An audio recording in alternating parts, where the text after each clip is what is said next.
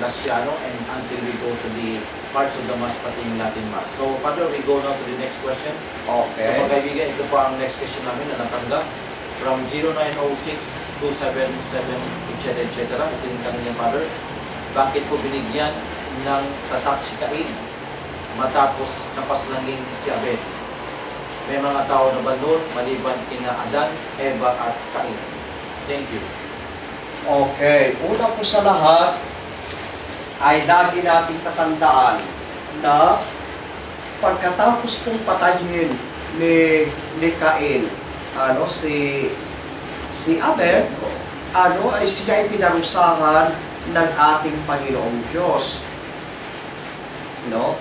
At pagkatapos ito pong nung pamatay na ni Cain si Abel, nagtumawag yung Diyos. Ito po sa Genesis chapter 4, verse 9. At sinabi ng Panginoon kay Cain, saan ka naroon?